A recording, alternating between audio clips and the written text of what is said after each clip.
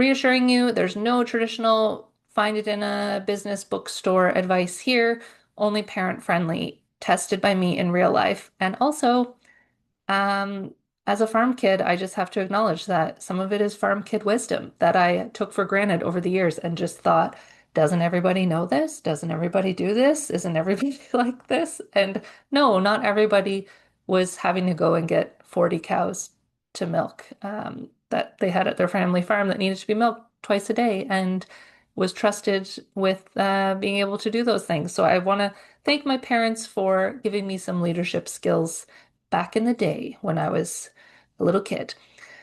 Some of the examples of roles that I've done that are marketing services roles. So if you're not a marketing communications person, that's fine. There's human resources, there's IT, there's finance, there's art, design, there are administration, operations. I'm probably not going through all of the service-based roles, but I'm mainly focusing on things that can be done as a service-based role, contractor, or employee in this session. I have done it with products as well.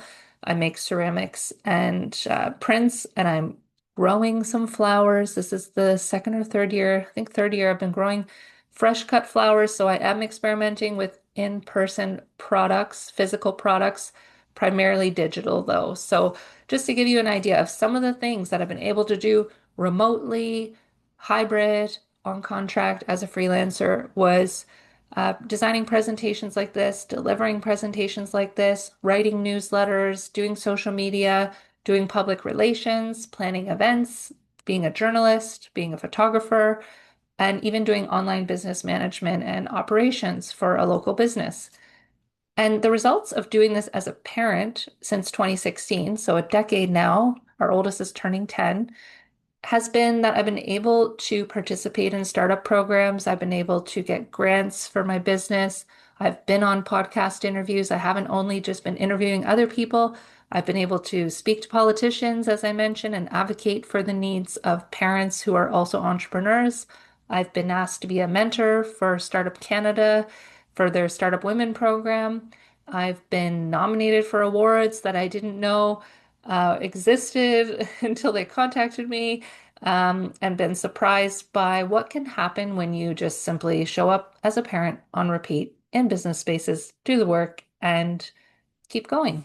So hopefully this will fire you up a little bit because over the last 10 years, I've been saying, I really hope I don't have to keep talking about this. Like, I hope I won't be here in 5 to 10 years because this will be a non-issue. I used to say that in 2018, 2019, 2020, when I was speaking on in-person stages and virtual stages. But unfortunately, it's stayed the same or gotten worse. Women receive less than 3% of VC, venture capital. That's according to PitchBook. You can read the sources.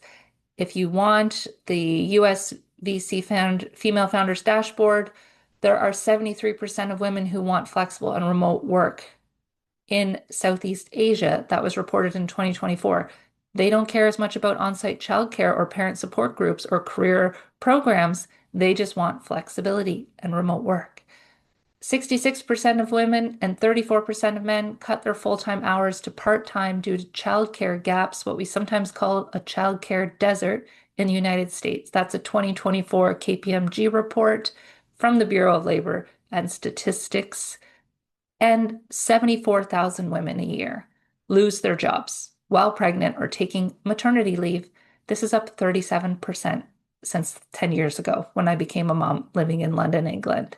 And that is from Pregnant Then Screwed 2025, who's based in the UK, a nonprofit there. So some problems, if you are a parent, you will know this already, but we don't always name the problems.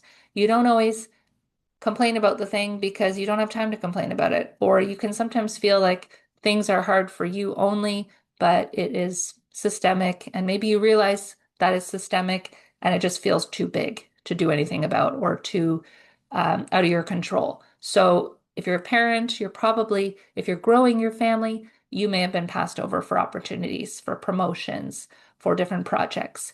Your traditional work hours probably don't fit into preschool or school hours. Ironically, our youngest preschool hours are longer than our school hours here. For the elementary kids, it starts at 8:30 a.m. and it ends before 3 p.m. You have to be at the school gates by 3 p.m. No aftercare available. If you're on a wait list, that's all they've got. You have to shuttle your kids around and try to find aftercare. I know we're not alone in that. And if you want to do fulfilling work, you have ideas in your head, you want to get them out on paper, you want to make them in the world, you want to create the product or do the thing or fulfill the vision, but you're absolutely exhausted. You're probably getting disrupted sleep. You're probably not getting 6 to 8 hours a night. You're probably getting 4 to 5 some nights, if that. And a lot of the time, people are saying, sleep when the baby sleeps, sleep when the toddler sleeps. But what if your mind won't let you do that? Or what if your body isn't, it's tired, but what if you have this desire to pursue your ideas or to have adult conversations? Maybe you don't want to sleep when the baby sleeps. Maybe when you do try to sleep at night, you get woken up over and over again, or you sleep on the floor. This happens. So this isn't your fault. It's not all about you and your kids and your house and your family, but it can feel like it's not conducive to having a career. And the odds are stacked against you as a parent. You've seen the stats. But this sometimes results in people opting out of corporate events because of inaccessible times and spaces. And I saw a quote the other day and I loved it. And what was it? Oh, no one's coming to save you. People say that all the time. No one is coming to save you. But the quote was, yes, no one's coming to save you, but also who's going to stop you? And that is pretty much the premise of what I've done over the past 10 years. It's like beyond 10 years of being a parent, it's like, who's going to stop you though? Let's find out. I'm not going to stop myself. I'm going to try first and let others stop me, but I will not stop myself. That is my commitment to myself, and I've been living by it for the past decade. But you might not negotiate or state your boundaries at home or work. It might not be safe for you to do that.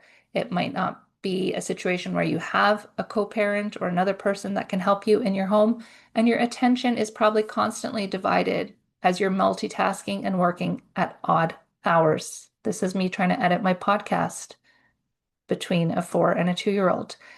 But I'm here to tell you parenthood and your career don't have to be mutually exclusive. These are logos, screenshots of organizations I've been in programs with, I've worked with as a freelancer, or I've received grants from for my podcast, or I've been paid to speak at. Some are organizations that I've spoken to their audiences for specific events, and others are people who've reached out to me to support me. And nominate my work or acknowledge my work. One of those would be Future of Good, for example, that I submitted a project to and I made it to a top 5 finalists, and they gave me nice PR for mixing babies and business. And I did all of that while I was a parent.